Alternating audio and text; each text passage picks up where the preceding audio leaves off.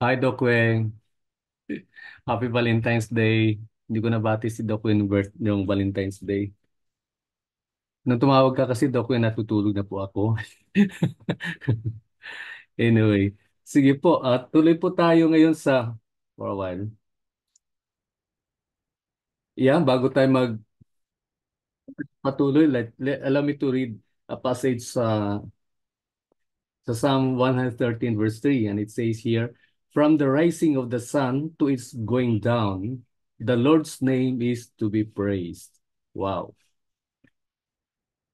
Ang sabi rito ng nagsamis, sabi niya, sa tuwing pagsikat ng araw hanggang sa paglubog ng araw, siyempre.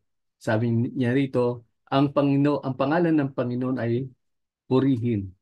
No? Ibig sabihin nun, we always have to thank God in every circumstance, whether good or bad. Salamatan natin siya because our God is a God that cares.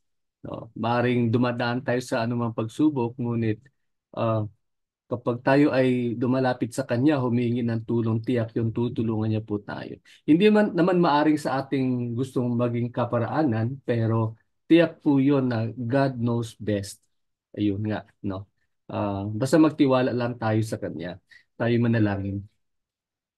Dakilang Diyos, maraming maraming salamat sa araw na ito na pinagkatiwala mo sa amin. Muli mo kaming pinalalahanan na karapat-dapat po kayong purihin, karapat-dapat po kayong pasalamatan sa lahat ng bahagi ng aming buhay, Panginoon. Isang bagay po ang aming natitiyak, anuman ang mangyari, Ama, alam namin na kayo po ay nasa tabi po namin, alam po ninyo ang nangyayari at tuwing kami po ay hingi po ng tulong, alam namin po na andiyan po kayo. Hindi nyo kami pababayaan. Katulad po sa aming paghanda sa DOH examination para sa bawat isa, hiniling po namin, Panginoon naman, na kayo po ang kumilos upang sa gayon ay maunawaan ng bawat isa ng kahalagahan ng pagsasanay na ito, hindi lang para sa pagkakaroon ng lisensya, bagkus Panginoon upang sila ay maging ganap, maging mahusay na mga manggagawa sa larangan po ng industriya po ng pagmamasahe. Maraming maraming salamat. We continue to lift up to you the rest of the members of this class who are not here with us. Lord, be with them and continue to bless them, O Lord, and provide even for their needs, especially those who are with us right now even. Thank you so much for everything. In Jesus' name we pray. Amen.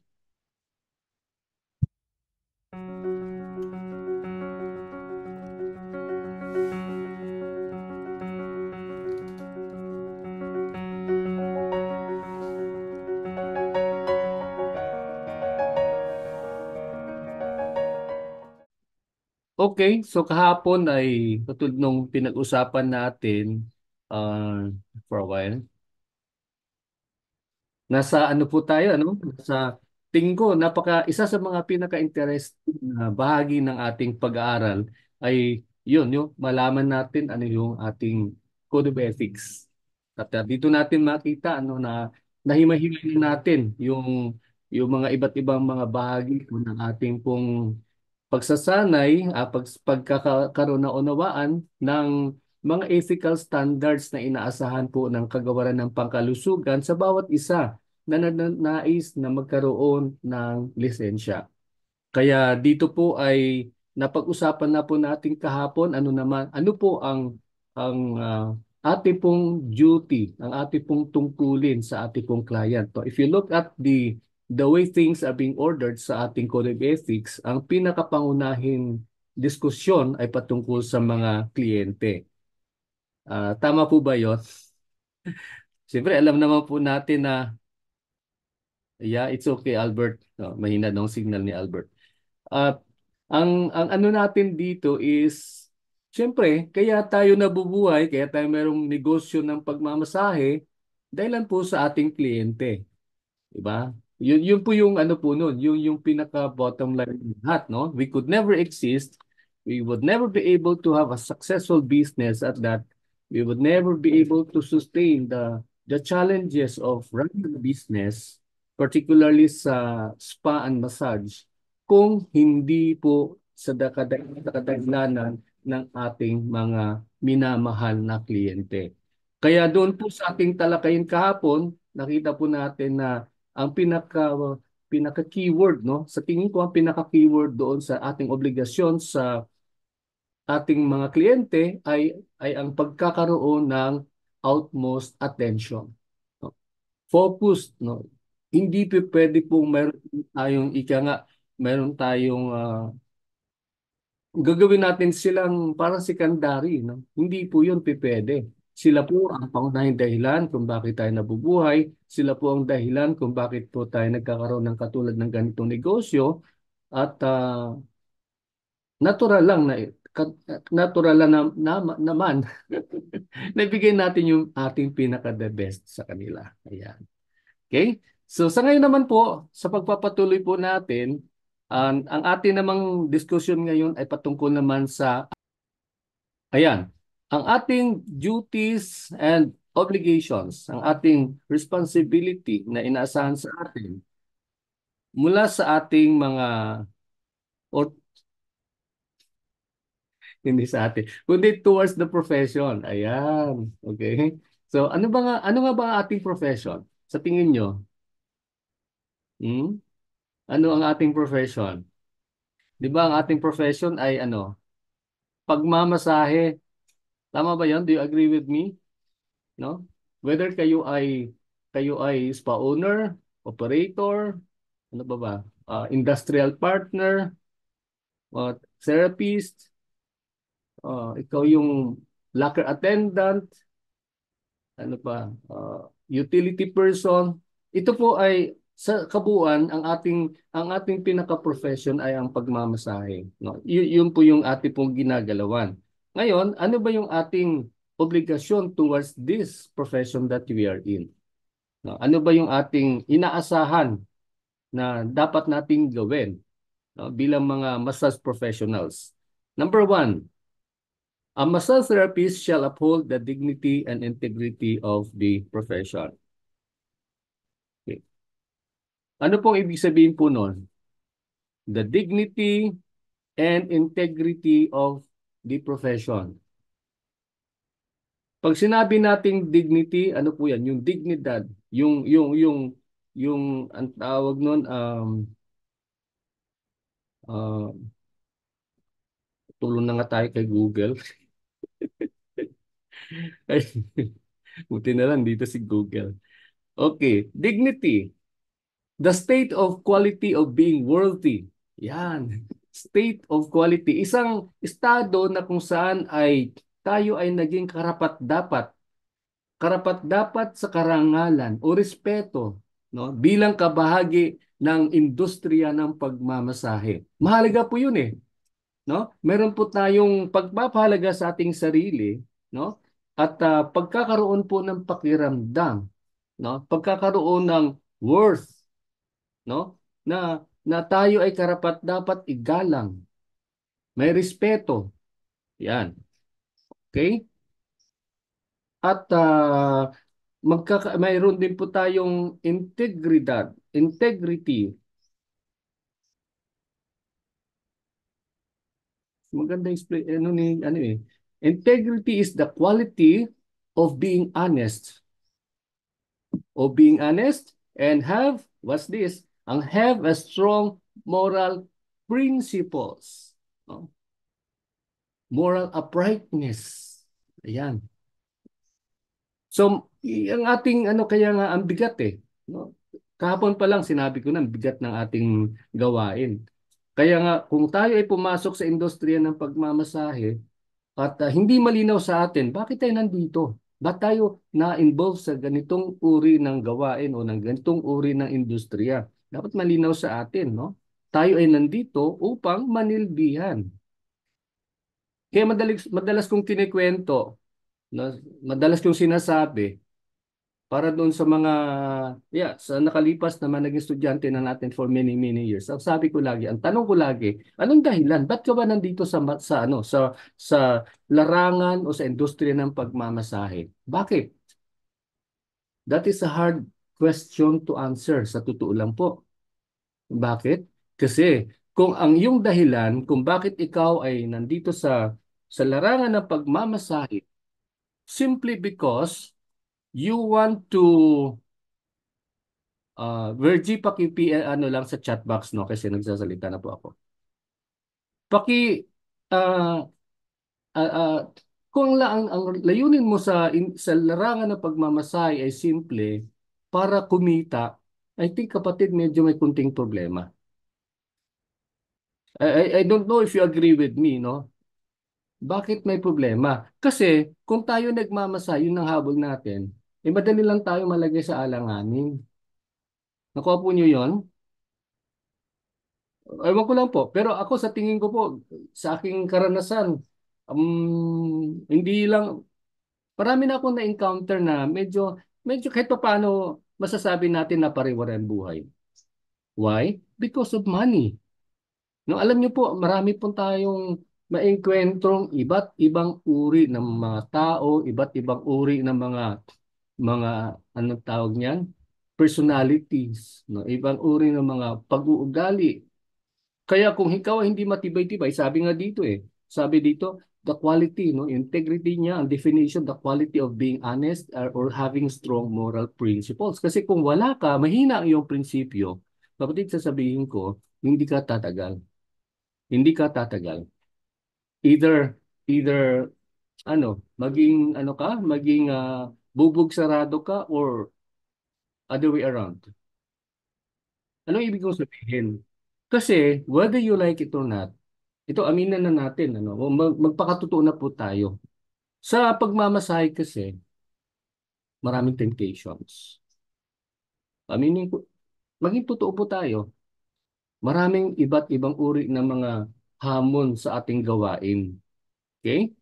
Uh, madalas mga estudyante ko nung araw sa nakalipas, yun ang mga kinikwento sa akin, yung minsan, di ba, habang nagmamasahe, naguhubad yung client, nagpapakita ng ari, and worse, nagmamasturbate sa harapan ng therapist, di ba? Hindi normal po yun eh.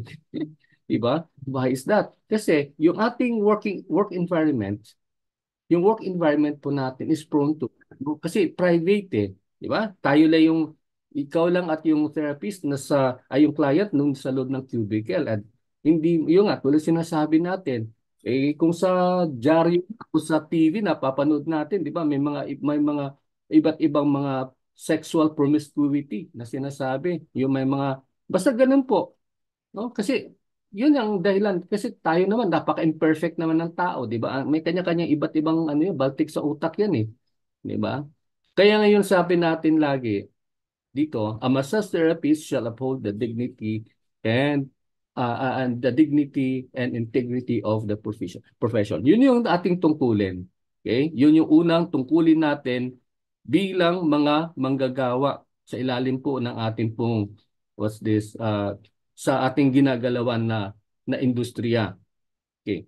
Yung pangalawa, sabi rito, a massage therapist shall strive to broaden his or her cultural outlook and deepen his or her professional interest.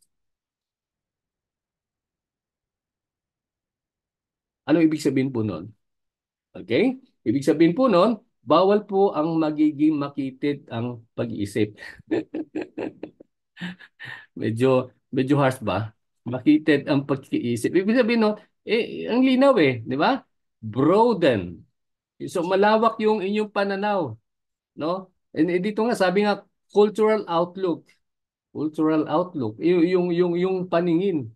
Okay? Well, ang context of probably dito is about the culture. Pero in general, dapat tayo as massage therapist, malawak yung ating pananaw sa buhay. Okay? At noon po, pinalify niya pa, sabi niya, and deepen his or her professional interests. Obligation natin po yon. Hindi po enough na okay na po tayo, kumikita po tayo araw-araw, maraming client, okay na. Hindi po. Kailangan nating laliman pa yung ating pagnanais na mas maging mahusay, na mas ika nga, uh, excellent sa ating ginagawang paninilbihan sa pagmamasahe. Okay? So, ayun po. Tandaan po natin po yun. The next one is a massage therapist should be receptive to new ideas, new knowledge, and innovations that contribute to the development and growth of the profession. Yeah. Grabe naman, sir. Mabigat naman yan. New knowledge, innovations, di ba? O, wala tayong choice eh. Wala tayong choice. Sa buhay po natin ngayon, alam niyo pa, di ba, napakabilis ng mga pagbabago. Napansin niyo ba yon? Di ba? Kamakailan lang, pinag-uusapan natin yung, well, naririnig lang natin yung mga sinasabi nila na yung computer daw, halos lahat na daw gumagawa ng mga kung ano-ano, no? Mga robotics na yan, ha? Di ba? Nakikita natin yan sa TV. Talagang halos ngayon makikita mo na yung mga robots ngayon parang akma, parang tao na, no? And then the amazing thing ngayon, yun nga, sabi nga ng aking ina, ng aking si Mami Mila, sabi niya nung nag-seminar sila nung isang araw, ang sabi ng lecturer, kung mayroon kayong problema, pumunta kayo magtanong kayo kay ChatGPT. ChatGPT. Kasi si ChatGPT halos lahat ng ano kailangan mo, itanong mo lang kay ChatGPT. Sasagutin niya lahat, mabilisan pa 'yon. No? Wala yan, hindi yan nangyayari nung araw. Kaya nga sinasabi natin, ang bilis ng mga pagbabago sa ating lipunan. Kaya nga kailangan tayo bilang mga massage therapist, sabayan po natin yung mga development na yan, no? Yung mga innovations na yan. Otherwise maiiwan tayo sa kangkungan. Iyon po, no? Kaya we have to be open to all these new ideas coming in. Ano po, pero siyempre naman ako ang aking pakiusap lang, suriin din natin yung mga ideas, no? Kasi minsan may mga ideas naman na hindi naman angkop no sa ating mga paninindigan, hindi naman angkop doon sa ating mga paniniwala, medyo mag-isip-isip din tayo na maigi. Okay? So, ayun po. So, yun nga, kung may mga changes, may mga pagbabago, then there you are, no? You try to adapt. Susuriin mo, pagkatingin mo, pwedeng gawin para makatulong sa ating kapwa, gawin mo. And there you are, no? Kaya ako personally, ganito ang aking ano eh. Alam niyo sa totoo lang, ah, ano, ano ako eh, minsan kasi wala naman talaga akong masasabing ano eh, libangan. Di ba? Uh, when I do the lectures and all this, mga research and all that, ang aking pinaka-instant lang na libangan is, well, aminin ko na po, yung TikTok. Di ba? Naalala ko po nung kapanahon ng pandemic, doon po ako na-introduce sa TikTok. No? Kaya pagpasensyahan nyo na po, may mga iba-iba akong mga sayaw.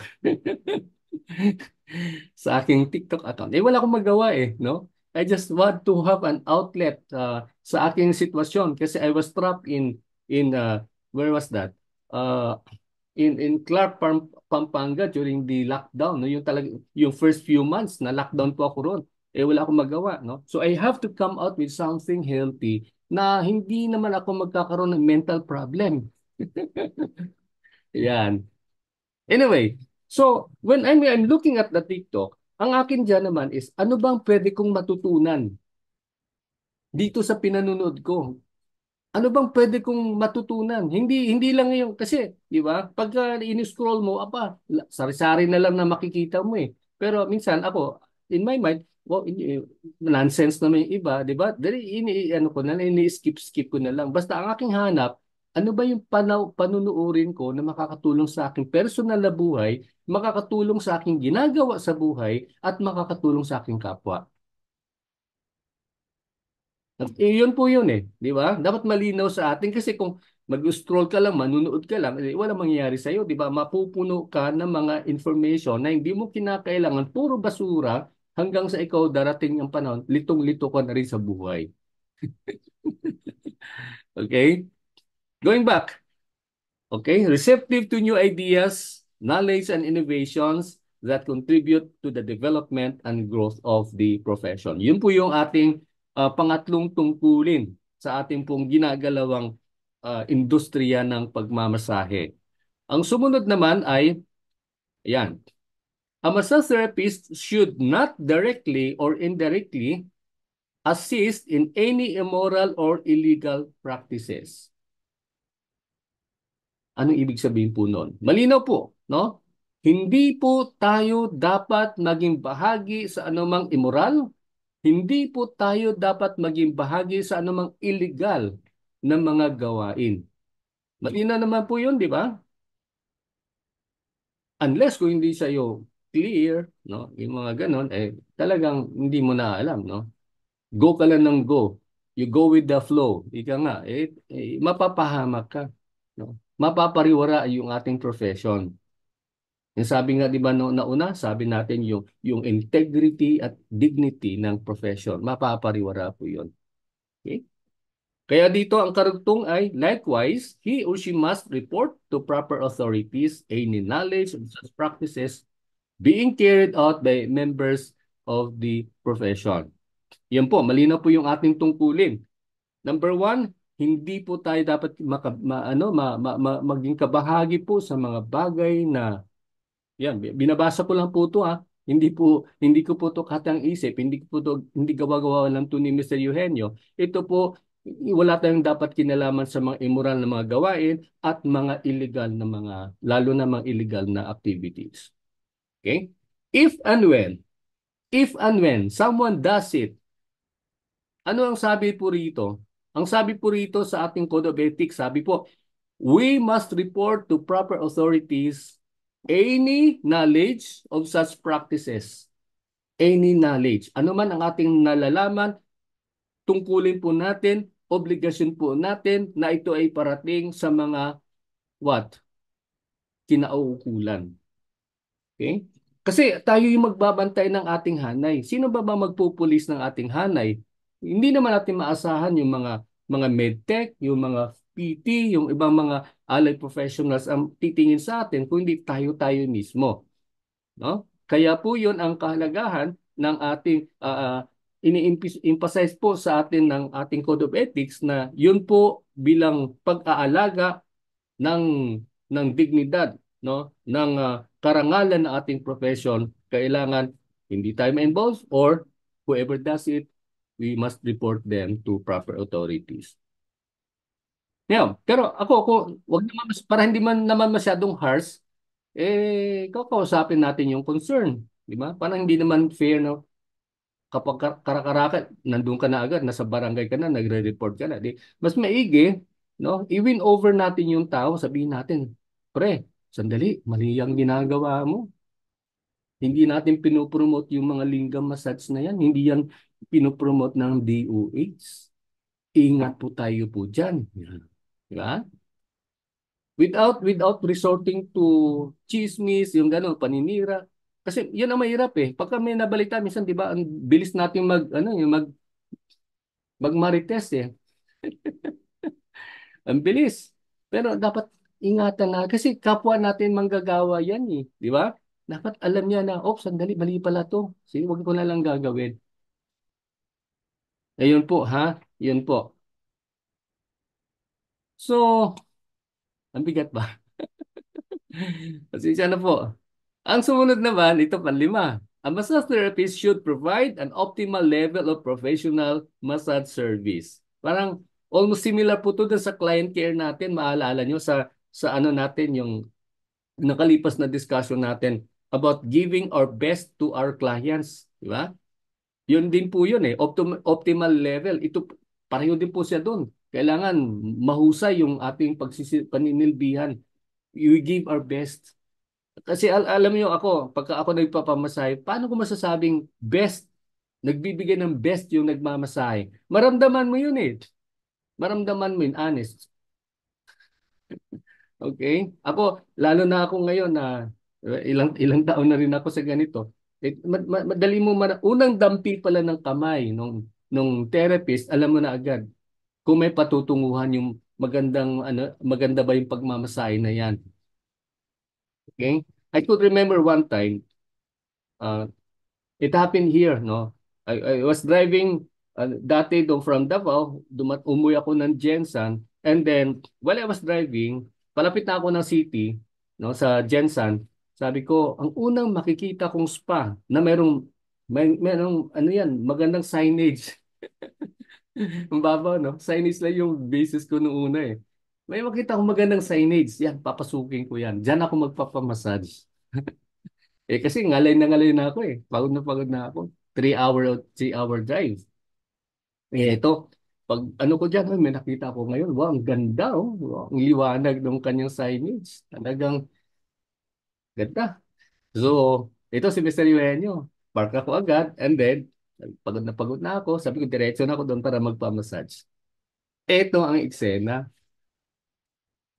Pagdating ko doon sa reception ng spa, binuksan ko, pumasok na ako ng gano'n. Hala, wala, ano, basta tinanong lang ako, hindi ko maalala kung tinanong ako kung anong masahe gusto ko. Basta sabi lang sa akin, sir, diretso na sa, tinuro na ako doon sa massage room. Lumano na. Okay? Sabi ko, hindi mo lang ako tinanong, ano sila mga hula ba yung mga tao dito? Okay. So, ayun. Pero in fairness, tinanong na, no, nandun naman ako. Pero sa receptionist, walang ganun, no? Walang ganung tanungan for a while.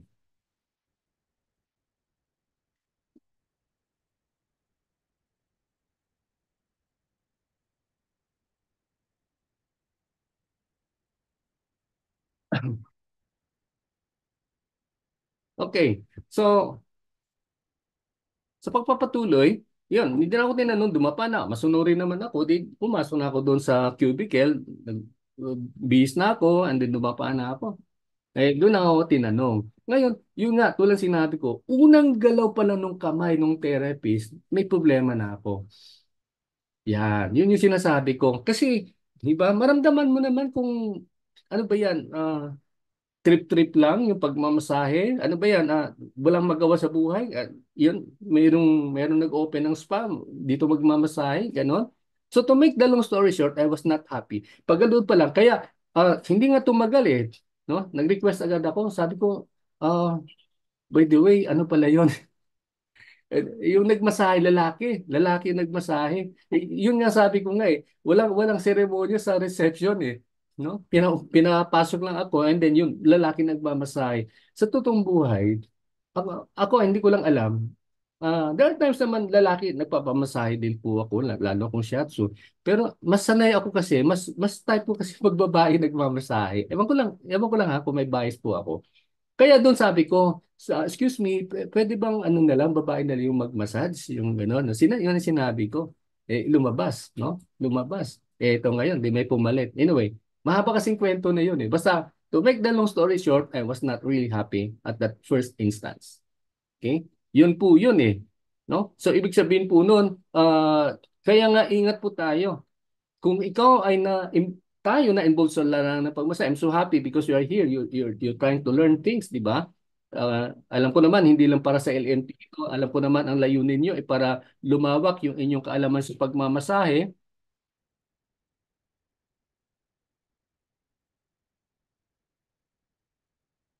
Okay? Uh, Iyon po yung ano, meron pong comment dito, nakakailan din kasi minsan pag sa lalaki, sir. Okay? Kanya-kanya po yung namang trip yan po yan eh. Siyempre hindi naman natin pwedeng ano yung iba na mas trip nila yung lalaki nagmamasahe, di ba? Pero yun lang yung time na yon. Kasi number one, yung pansin ko yung kamay niya, ang kapal-kapal ng kanyang sa Bisayan tawag namin kubal, yung palyo. Kaya nga, di ba ginagawa ganun? So, oo. Eh, eh, eh, ayun lang. Anyway, so balik po tayo si Albert kasi.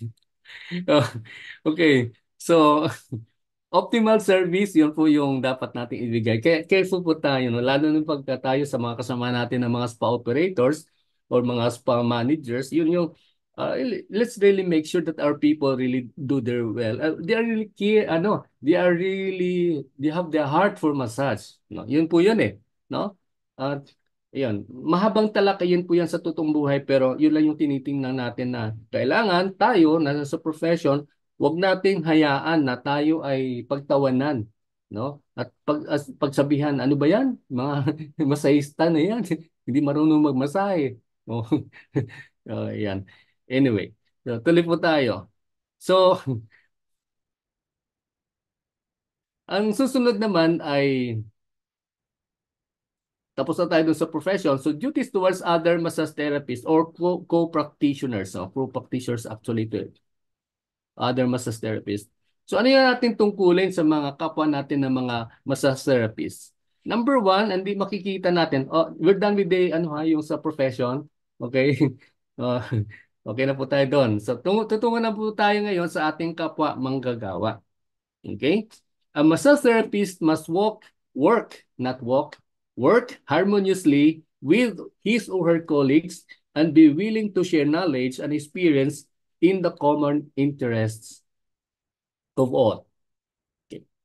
Ano ang keyword? Unang mapapansin natin, working harmoniously. Working harmoniously. Ibig sabihin nun, tayo ay magtrabaho ng what?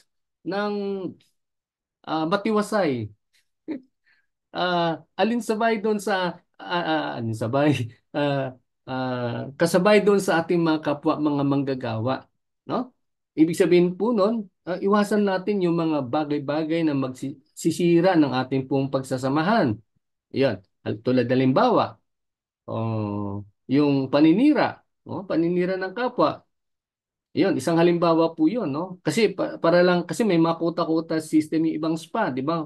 Para mas makarami, susulitin yung client, sisiraan yung therapist, susulitin yung client, things like those. So, we shouldn't do that, no?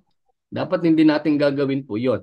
Bagkus tayo po ay, kung tayo man ay may nalalaman, kung tayo man may natatang ibang kaalaman sa pagmamasahe, then we have to share that with the others as well. Okay? Kahapon doon sa isang class, no, I call the Bravo class, okay?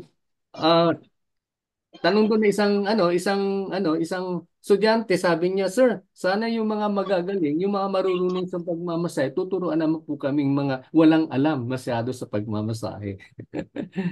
Yan, exactly, that's the point, no? Tulungan natin yung mga Wala. hindi marunong.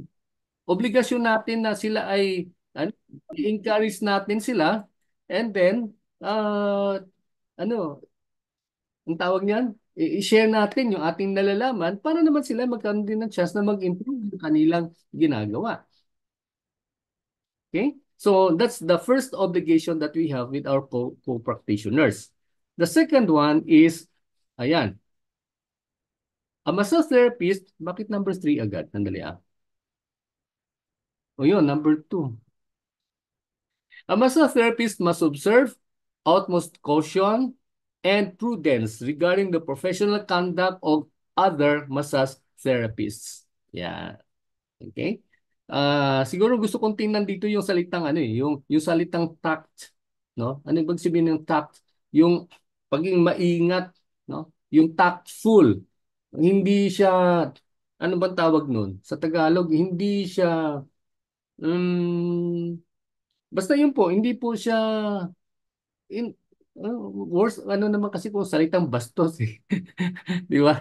Ah, kung siya ay ang yung kanyang pakikitungo ay maayos doon sa kanyang kapwa, no? Mayroong paggalang, may respeto, ganon, no? In spite of the yung mga wars and all ng ating mga kasamahan kasi wala naman taong perfect, di ba? Wala naman nagmamasayang perfect, lahat ng tayo may mga kamalian naman tayo in one way or the other.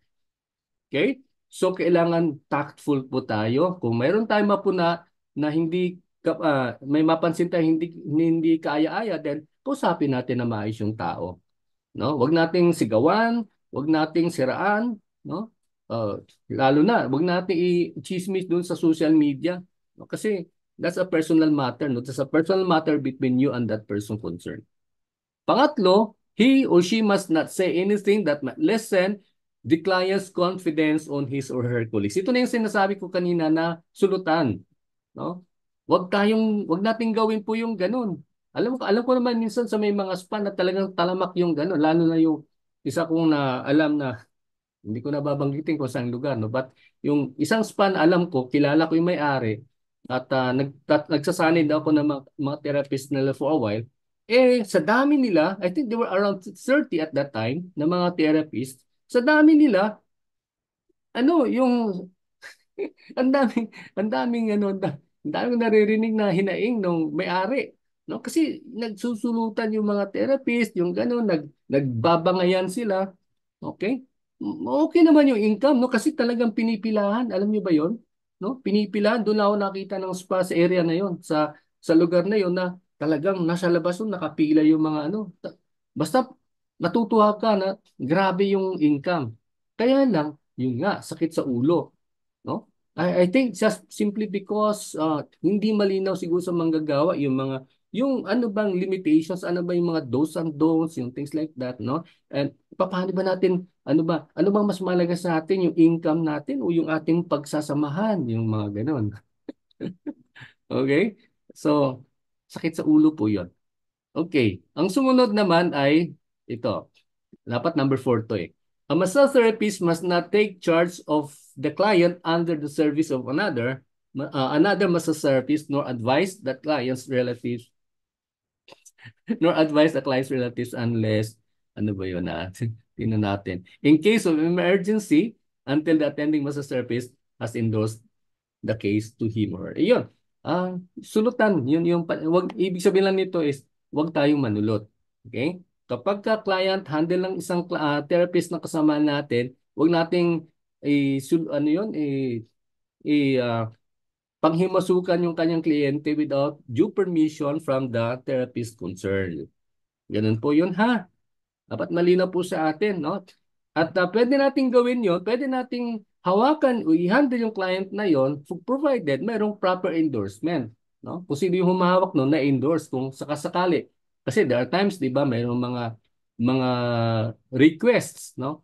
Ewan ko lang kung ginagawa niyo 'yan. May mga spa kasi na di allow requests coming from their clients, no? Bago darating. O minsan tinatanong, sir, sino bang gusto niyo magmamasad sa inyo? Yung ganun, di ba? Eh kung yun yung preferred na na therapist, din siya yung magmamasahe. Kaya lang, yung tuloy sinasabi nga dito natin is kung siya ang inaasahan ng therapy ng client na magmamasahe, then tiyakin natin na yung inire-request yun ang pupunta, no? Kasi there are times hindi naman malalaman ni client yun kung siya yung nire-request, di ba? Kasi alam mo yung setup natin sa ating spa, may kadiliman, di ba? Nakuha niyo po yun? Okay? Siguro pagdating na lang sa hagod, no? Kasi kung talagang yun ang preferred ng client, then ano na siya, alam niya na yung hagod na yung inaasahan niyang mahusay na pagkahagod, no? Yung uhusay na pag-effleurage, saka pet massage, ganun, ganun. Ayun, doon na magkaalaman. Okay. The next one is, ayan, dito na tayo ngayon. Ito na, number 4 pa pala. Number 5 kasi 4 kanina. Okay. Should there be an irreconcilable differences? Anong gagawin? Sabi dito, irreconcilable differences of opinion or conflicts among massage therapists must be what? Referred to the Center of Health Development. Oh, DOH na agad. Agree ba kayo dito? No, kapag ka may irreconcilable differences, no, yung mga hindi pagkakaunawaan, dadalhin agad sa DOH, no, sa pinakamalapit na regional health office. No? Kasi sa another term for regional health office sa ngayon ay Center for Health Development, no? Iyon po yung ng DOH ng Kagawaran ng Pangkalusugan. No.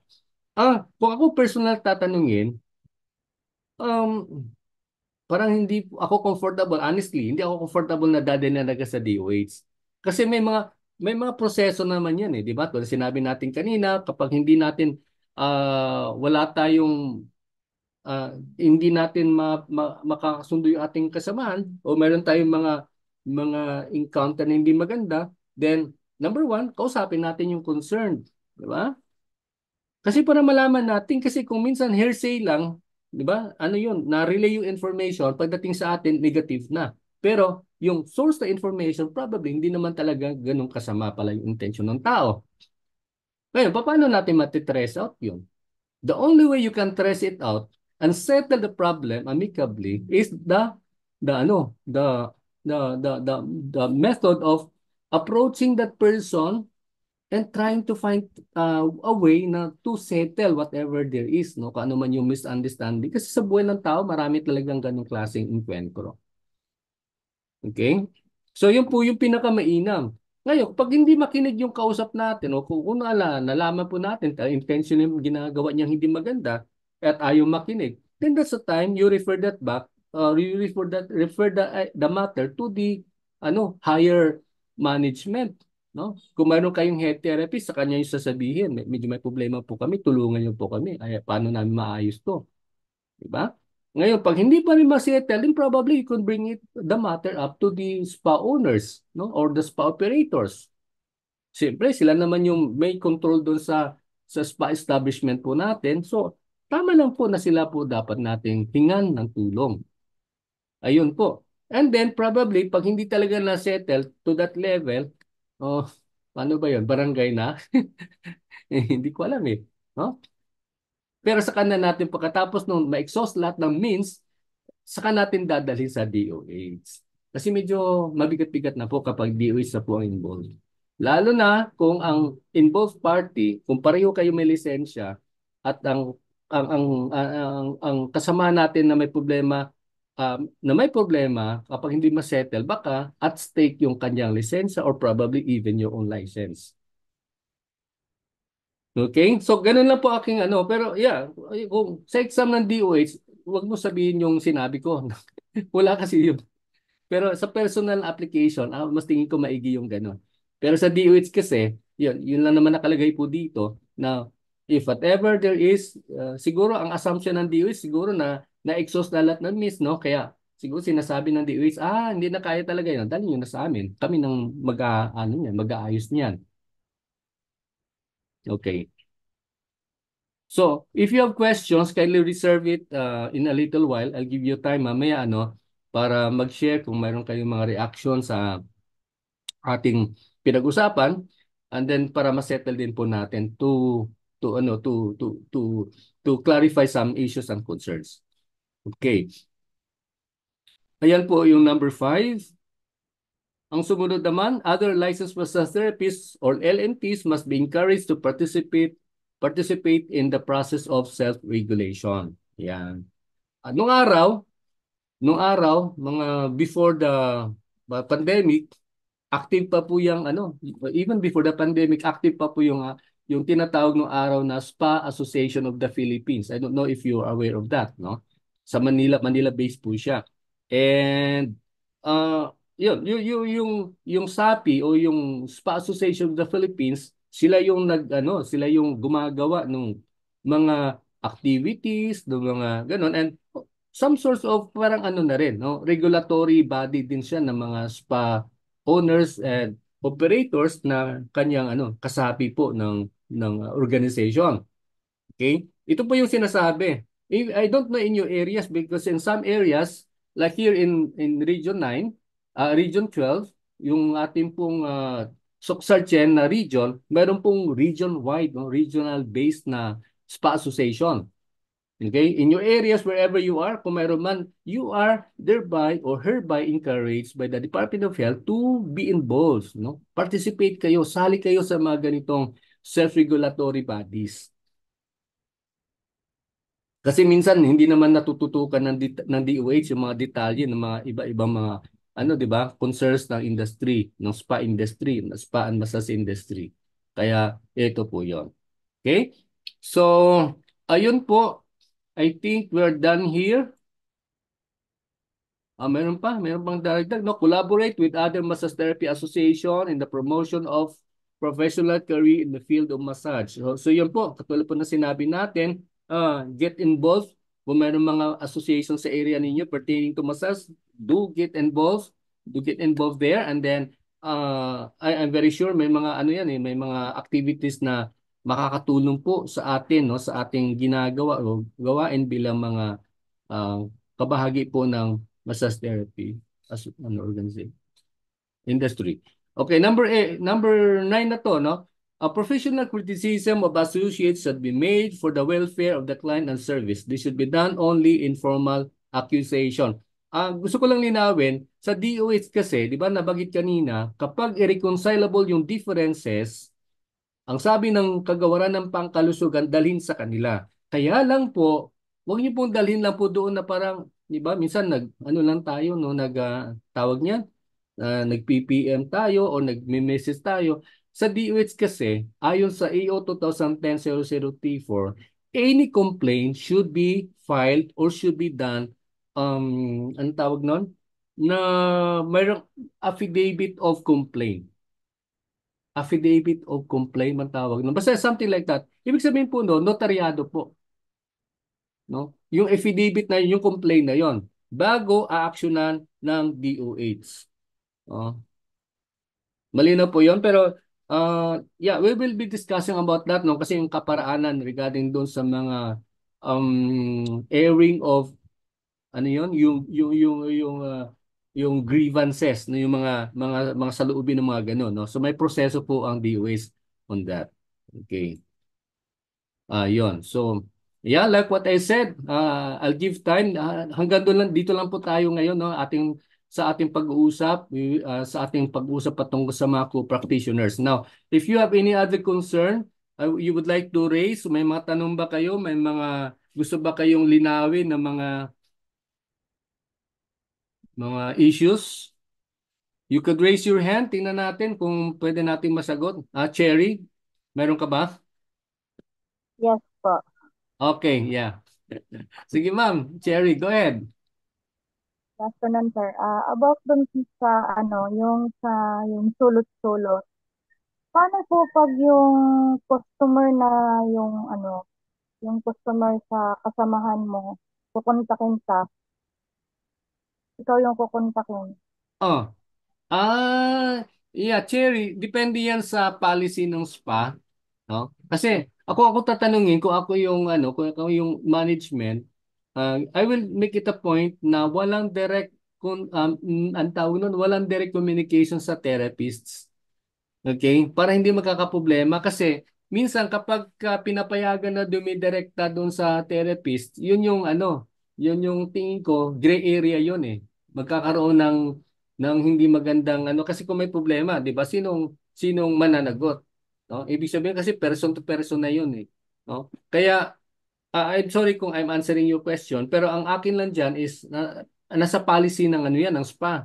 Na kapag ka ganon, lahat ng communication i-traffic doon sa office. Okay? Yung office mo na makakaalam, and then yung office ang magta-transfer ng communication sa therapy concern. Or kung answering your question, kung ang tinanong ay yung therapist, sasabihin ni therapist na, Sir, with your courtesy, pwede ba tumawag kayo sa office, doon nyo muna isabihin yung ano po ninyo, yung concern ninyo, and then bago nyo po ako kakausapin. Nakuha mo ba yung Cherry? Okay po. Paano po pag yung ako yung may-ari, tapos ako yung kukontakin ng customer? Yun na Na, nga eh. Yun na nga eh. Kaya nga sa akin depende yan eh kasi kung may policy sa spa na lahat ng communication dadaan sa kanila para makontrol nila yung communication, then dapat nating gawin. Pero kung walang ganong klaseng rules, I don't see any problem, no? I don't see any problem. Kaya lang, ayun nga, baka naman magkakaroon ng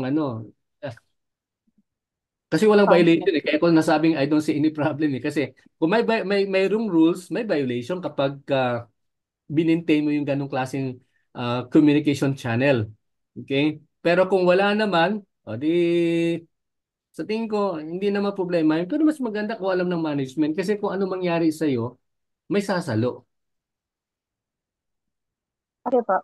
Oo, may sasalo. Okay? Sige po. So, I will entertain one last question for the day. Do you have anyone who would like to ask a question? Pakitaas po niyo yung kamay kung mayroon kayong gustong itanong. Thank you, Cherry, for that question of yours. What about si Darlene? Darlene, do you have anything to ask?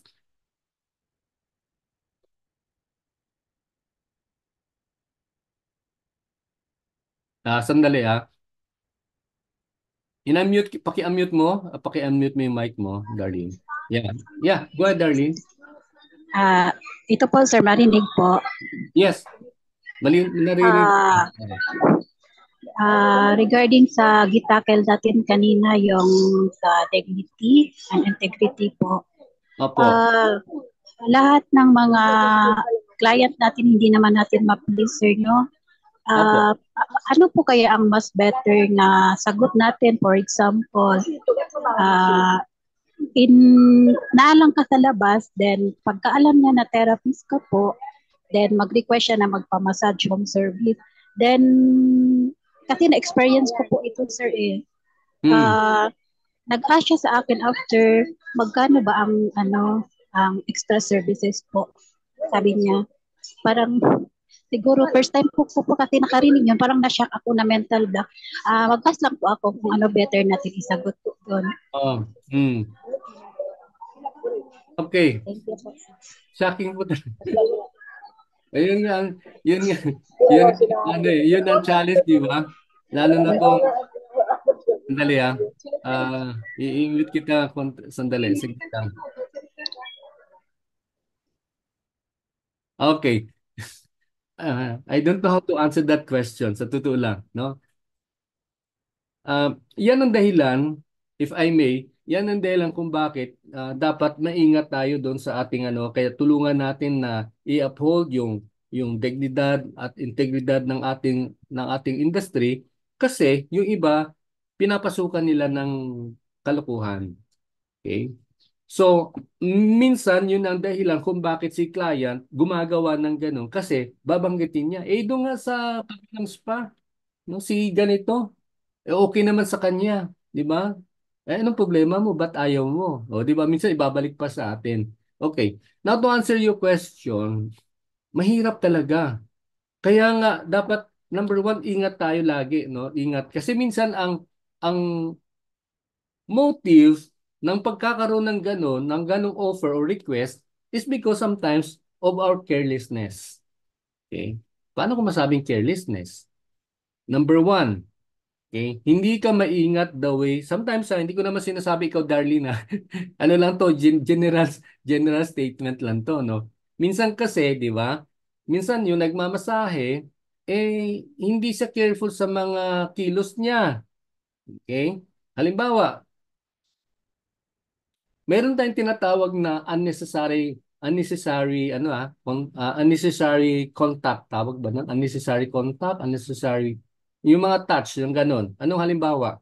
Kapag nagmasahe tayo, di ba? Lalo na kung nagmamasahe tayo na sa likuran at nandito sa parting ulo ng client natin, okay? Ang ginagawa natin,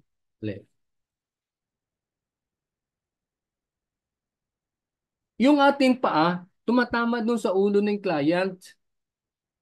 Okay? And then, siyempre, anong iisipin ni client? Di ba? Hindi naman pwedeng, aksidente lang yon, hindi naman niya siguro sinasadya. Or, well, probably hindi sinasadya. Pero ito ang aminin na natin. Sa totoong buhay, ibang klase mag-isip well, kaming mga lalaki, pagka ganun, ibang iniisip na namin. Okay? Kasi, di ba, kasama ba yun sa masahe? So, Bisaya ang tawag namin bugad, di ba? Tama mo yun? Ang bugad. Doon na, no? Nakaganon na. Yun na yun. Carelessness yun. Maaaring hindi sinasadya. Pero naglalaro na agad sa isip nung client. Okay? Another thing, kapag ka nagmasahe tayo sa gilid, no? Sa gilid, yung ating paa nakadikit sa kanyang kamay. Habang nagmamasahe ka, hindi mo naman iniisip siguro, wala ka naman siguro malis for doing that. Pero, si lalaki, anong iniisip niya? Di ba? Sabihin niya, wow, sinachansingan ako ng therapist na to, baka kusunada ako. Nakuha niyo po yan. Okay. So that's the what shall I say, reason probably bakit ganun din ang iniisip. Or kung talaga namang yung tao, talagang sexually, ano siya, no? Sexually, yung like yung sinasabi, yung may sexual promiscuity, no? Yung yun lang, no? In other words, parang may mga tao, 'di ba? Tawag natin sexual maniac, sex maniac, ika nga. Talaga maniakis 'yan. Talaga kahit sinong kaharap nung ganun sasabihin niya, no? Buti na nga hindi siya nagpapakita ng ari, 'di ba? Minsan nag-exhibitionist pa yan sila, nagpapakita na kung ano-ano. Okay?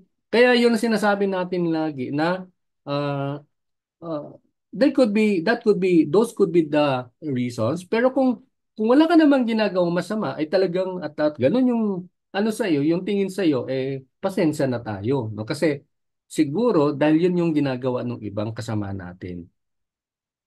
Nakuha mo yon, Darlene, no? Kaya siguro ang ano lang naman doon is wag lang tayong dapat hirap akong explain po pag ganito na eh. May, may hirap ipaliwanag eh. Basta ganun lang na kapag ka nag-react tayo, dapat polite pa rin tayo, no? Hindi na wag tayong makipagbastusan, no? Kasi ang iba reaction iba eh, extreme agad, no? Nagmumura na tanga na mo tao. Ang dami na sinabi, puto ko tsinta, ganyan na, no? Tapos sinisigawan na. Eh, hindi naman makakatulong sa kanya 'yun dahil kung ganun talaga 'yun. Eh, the point there is dapat hindi tayo affected. Upuan natin. Now, magsa-side comment lang po ako. Side comment talaga. Ako nagbibigay lang ako ng ano, karaniwan hindi ko naman 'to ginagawa lang ng minsan. Kadalasan kapag may mga ganitong conversation, like kung sinasabi sa mga estudyante, ever since, no? Since 2010, even earlier, no, nagtuturo na ako, lagi sinasabi, wag kayong ma-engage sa anumang mga bagay na ikakapahamak ng iyong buhay, ng ikapahamak ng sarili mo. Okay? For the simple reason na gusto mo lang kumita, sandali, for a while.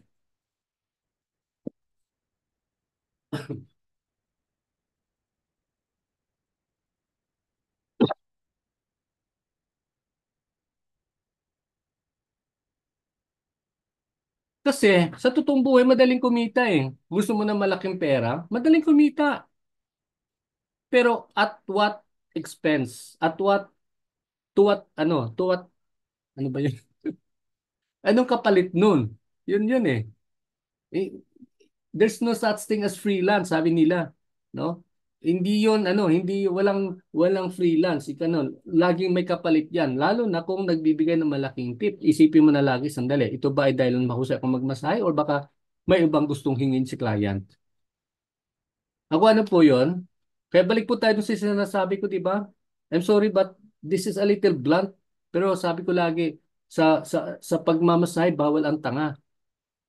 No? Hindi po pwede yung magtatangahan tayo kasi ano tayo, mapapariwara ang buhay natin. Kaya, yun, balikan natin uli yung sinasabi kanina, yung we have to have high moral or maintain good moral principles. No?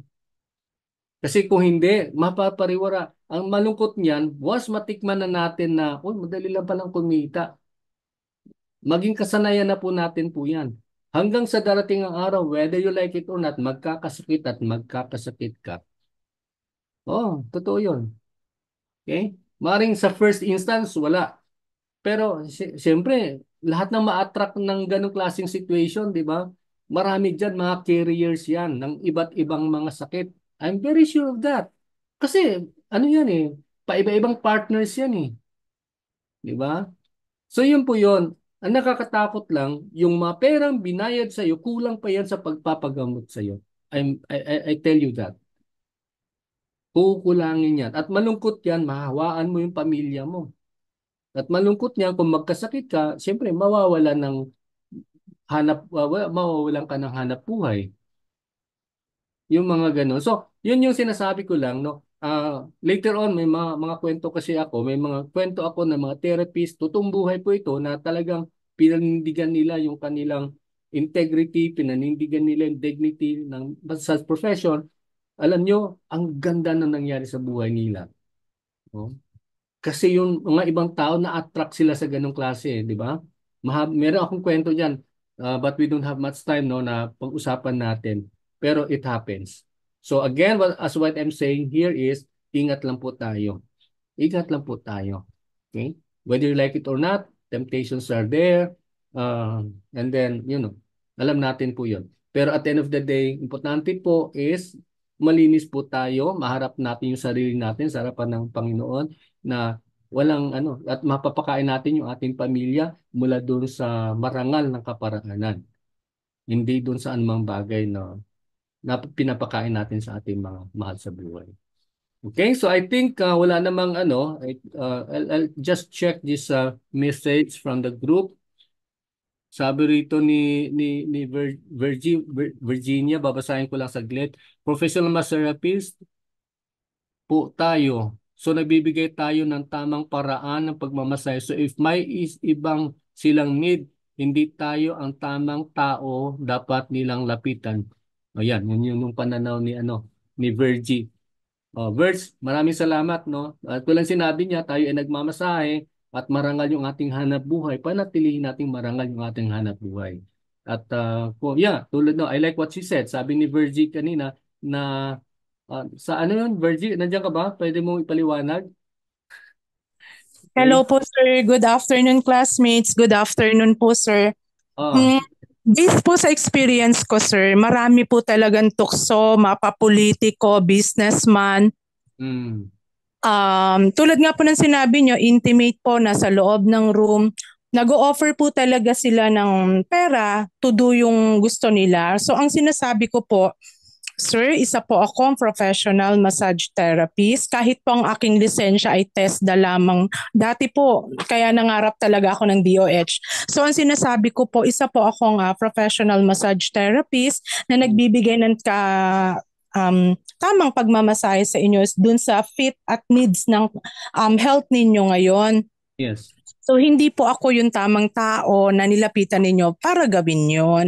Tapos minsan nga Yes. sinasabi ko pa, alam niyo sir, iniidolo ko po kayo, ano ko po talaga kayo kasi napapanood ko kayo sa TV para hindi lang po matouch yung ego nila na Yes. nireject ko sila. So sinasabi Yes. ko, malaki po yung paghanga ko sa inyo. So pagbaba ko sir, pwede po kayo tumawag kay front desk kung nasa hotel man para po Mm, mag-request nung ganong klaseng serbisyo kasi hindi po ako yung tamang taong nilapitan ninyo. yes. Okay. By Okay. that po, hindi ko na-touch yung ego niya at the same time po, na-save ko yung sarili ko doon sa Yes. tukso ng pera. Yes.